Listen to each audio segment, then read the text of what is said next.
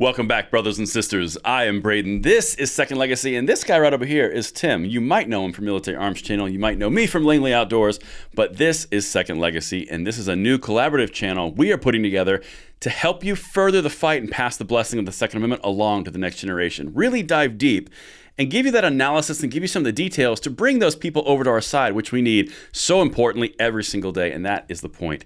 If you think that this is something that you would love to see grow, we would love to have you subscribe to the channel, like the video, and make sure you turn the notification bell on, and share this out if you think it needs to be seen, because this is something that we are both extremely excited about.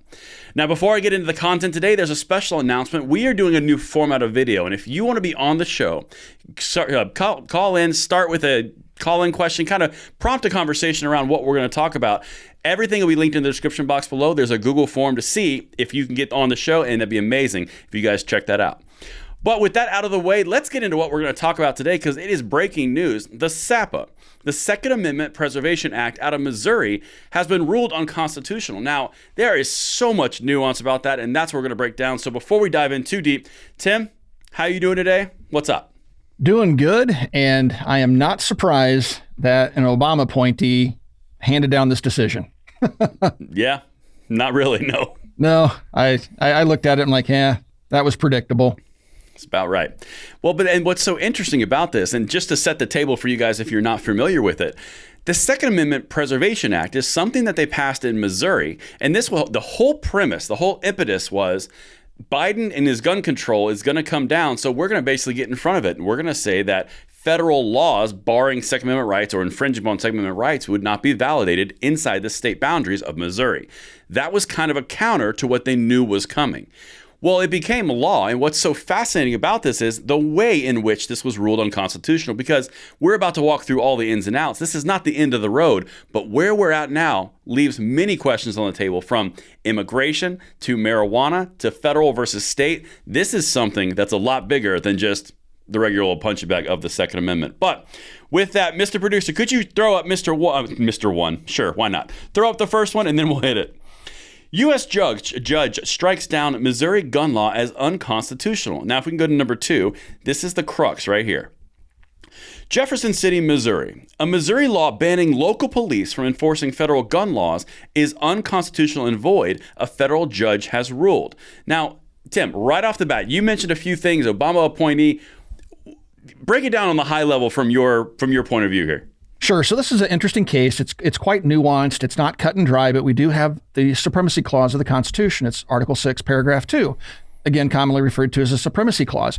And basically what that says is that federal law supersedes state law, and states can't pass laws that conflict with federal law. And so this is what they're using to justify this court case. But as I said, it's more nuanced than that, because Missouri didn't try to void federal law. All they said was, you're not going to use Missouri resources, financial resources, police resources, databases. You're not going to use those in your effort to enforce federal law in the state of Missouri. They didn't say federal agents couldn't conduct their investigations. They just simply said that they weren't going to commit state resources to those investigations. Right. So this is where the nuance becomes quite interesting, because, of course, the Obama appointee ruled in a predictable way. They're hoping that the Eighth Circuit will reverse that decision and go the other way. And I'm not sure where this is going to land, but I think if it goes to the Supreme Court, the state of Missouri probably has a better chance of winning there. Oh, I would completely agree. And that's why I personally found this so interesting. So when I was looking into this on my own channel, the thing that I just can't get past is, so federal laws are perfectly fine to be in conflict on state level as long as it's on pet projects of the left. For example, immigration is a good example. You've got sanctuary cities and sanctuary states. That's perfectly fine, because that's within the realm of a leftist organization. However, when you take the exact same approach to the Second Amendment, all of a sudden that's a violation of the supremacy clause. That's where this is so much bigger of an issue than just the regular punching bag of the Second Amendment, as I mentioned. So, Mr. Producer, if you could put in there number 4, let's hear from the Attorney General of Missouri. Missouri's Republican Attorney General Andrew Bailey, in a statement, said he will appeal the ruling. Quote, "As Attorney General, I will protect the Constitution, which includes defending Missourians' right or fundamental right to bear arms," Bailey said. We are prepared to defend this statute at the highest court, so SCOTUS, and we anticipate a better result at the Eighth Circuit. Now, this is where it gets really interesting, because at that Eighth Circuit, the next stop above that is the SCOTUS. So let's just play this out. And Tim, you know from the bump stock ban, this is we're getting to the highest points of this pyramid. You've got a state level judge that says, oh, it's unconstitutional. Well, the attorney general says we're going to appeal it. Well, then it's going to the circuit court. Well, if the circuit court fares better, as he says here, the only place they go above that is SCOTUS. Yes. And I would imagine, should the Eighth Circuit, now I'm a bit conflicted on the Eighth Circuit because our bump stock case through GOA was heard in that circuit court. And we had the original panel review, which is 3 justices. They decided that, bump stocks weren't machine guns. And that was presumably the end of that for the court, but it wasn't. The ATF appealed. They requested what's referred to as an en banc review, and that wanted every judge on that court to vote. And so that's what happened. And we missed the vote by 1 justice. By 1, right? And I believe the justice that voted against us was actually a Bush 43 appointee. So it was very, very close. But the Eighth Circuit, if it goes to a full panel review or to the full court, there's a chance that 1 justice will be a stick in the mud and thereby not rule in favor of Missouri, thus sending it potentially to the Supreme Court. Now, the Supreme Court obviously has the ability to decide whether or not they even want to hear the case.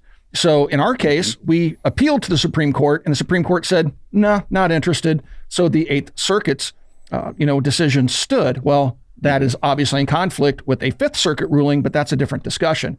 So I would say that if they get a favorable ruling in the Eighth Circuit, there's a pretty good chance that the SCOTUS probably will let that ruling stand. If they don't, I still think the SCOTUS may actually reverse the court's decision if they rule against Missouri and may actually uphold Missouri's position in this.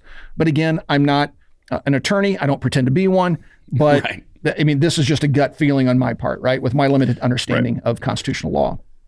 Well, and I think that's where this is so fascinating, because if you look at just the math on the table, like you just did a really good run through of it. Let's just say that the Attorney General from Missouri is correct in his assessment. Again, neither Tim nor I are attorneys. We are merely speculating on what we see here. So assuming that the Eighth Circuit says, no, state judge, you are incorrect, they're within their rights.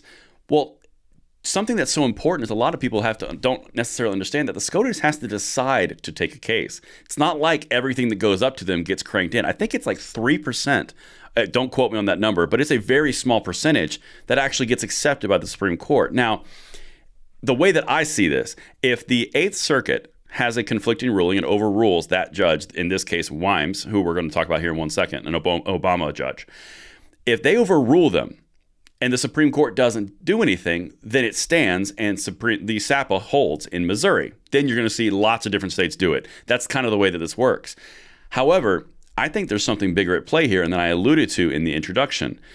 I don't know if SCOTUS can let it walk because it has so many different tie-ins with federal laws that are being violated by state laws. Because it's all about the supremacy clause at the end of the day. This is not about necessarily Missouri with the Second Amendment and the federal government, although that is the catalyst. That may not be the whole thing and the whole reason the SCOTUS would get involved, because you've got sanctuary cities on immigration. You've got sanctuary cities on the Second Amendment. You have marijuana, which has conflicting laws across the board. To me, my take, this is a lot bigger, and I think that would actually entice the SCOTUS to jump in before the actual case in point. What do you think about that? Yeah, I would agree. The SCOTUS typically takes a look at cases based upon the ramifications and the scope of the case, right? Little cases that deal with individual grievances, they're less inclined to take on. They're more interested in things like Chevron deference and finding the right case to hear that. They're looking for that case, right?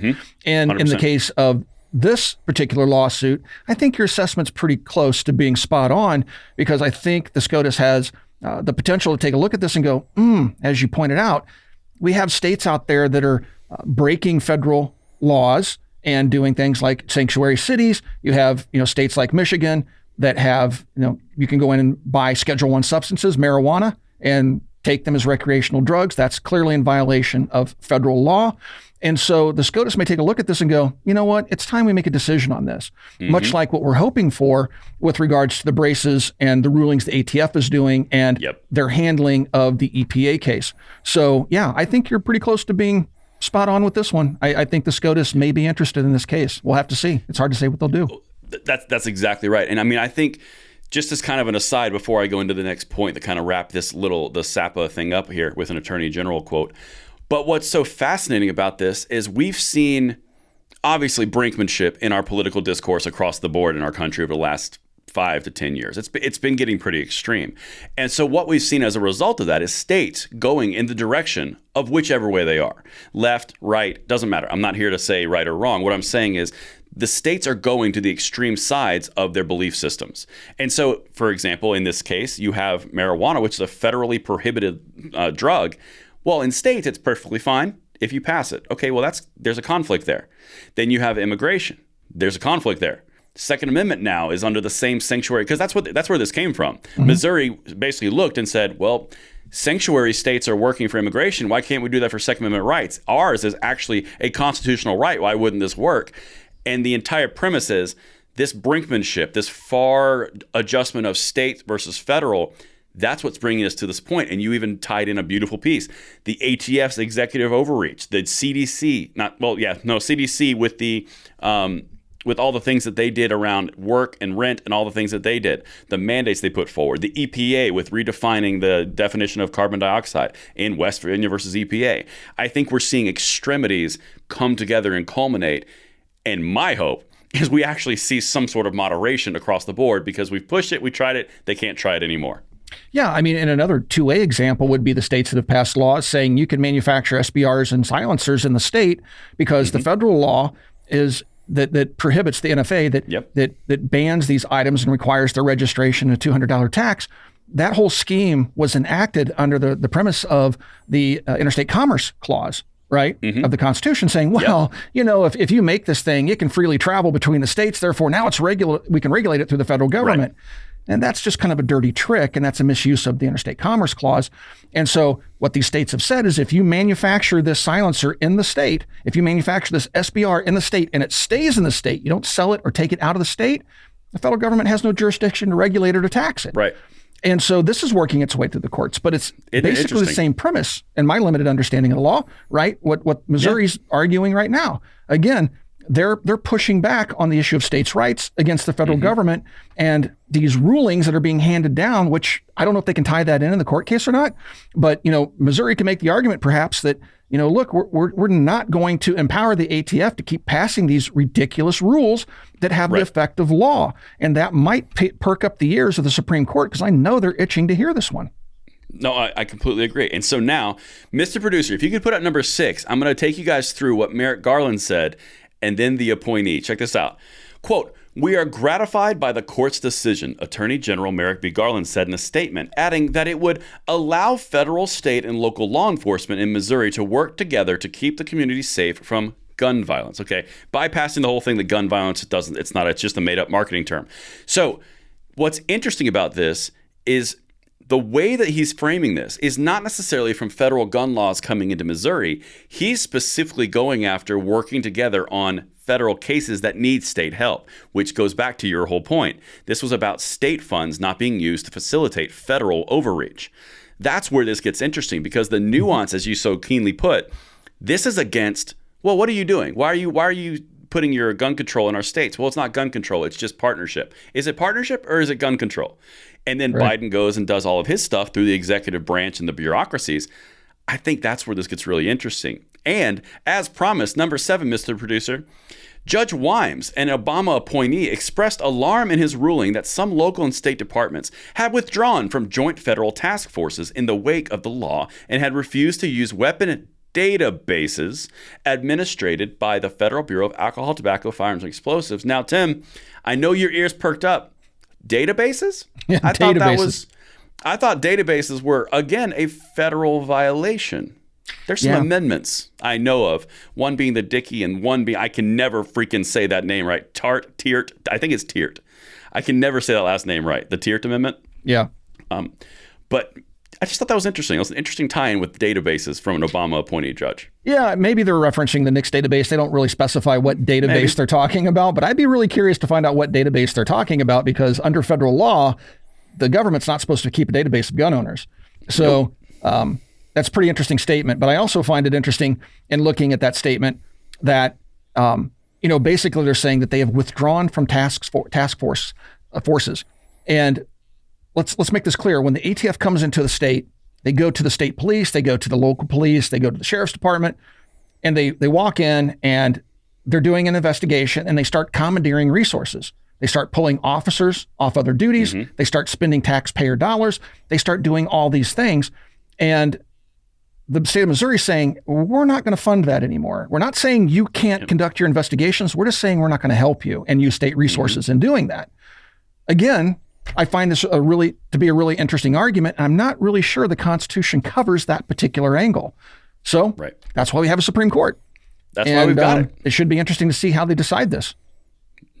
Oh, I'm beyond intrigued. I'll be honest with you. I see the catalyst. I see the problem with Missouri. I see the argument. I'm super intrigued at the broader ramifications of this and how the SCOTUS looks at those, and if there's a tie-in from the different violations and things that we've seen prior. But that's another video. Well, you know what? I'll just say it. I'm a constitutionalist, and I'm a huge advocate for states' rights, right? And so this How dare you? This I know, right? What a radical idea. Man. This to me kind of is, 6 of one, half a dozen of the other. It's kind of an interesting conundrum that this case brings to light. And I kind of favor states' rights over, Article 6, Paragraph 2. So I think I'd like to see the states stand up and push back against the federal government more, because look, the beauty of our republic is the fact that we have 50 states, 53 according to Obama. And so we have these 50 states, and the 50 states are supposed to be somewhat autonomous. So if you don't like the laws and the way things are going in, say, the state of California, you can transplant yourself to Texas. I'm sure you Texans love that. And you can transplant yourself to Idaho or some other place. You can get away from the taxation, and get away from the draconian laws. You can go to another state that's more aligned with your belief system. And it's that competition between the states that I think is important to keeping our republic healthy. Because if you lose that competition and all states are basically one big country now, and they're all subjugated by a federal government, now you don't have the incentive of freedom. You don't have one state saying, hey, you don't like the way things are going in California, come to Texas because we have freedom here, right? You lose that incentive. And with that incentive loss, it's no different than how communism destroys economies. And so it's just a one of those issues that is kind of near and dear to my heart, that being states' rights. Well, and so, I mean, we just went to something much more broad, and we will absolutely do a video of that in the future. But I think you have a very good point. It's kind of like the EU block model. If you've got an overarching federal government, which is centralizing all the power, centralizing all the standards, centralizing all the laws, and states are forced to adhere to a federal mandate versus making the decision for them, I completely see your point, because you're looking at right now coming out of Brussels for the EU. Yeah. It's a very interesting thing. And then it kind of leads you into this super state idea of the North American continent, where you've got South America and North America, and then you've got the European continent. Then you have it's basically now continent states. Well, that's an interesting thing, but that's for another time for sure. Absolutely. And with that being said, folks, we really appreciate you guys swinging by, checking out the video. We do ask that you like, share, and subscribe to the channel, and spread the word about the Second Amendment. Hopefully some of the arguments that we present to you guys are arguments that you can take to your friends, family, and coworkers and convince them to our side of the argument. And our side has the Constitution on its side, and it's just. And with that being said, until the next episode, we'll talk to you soon.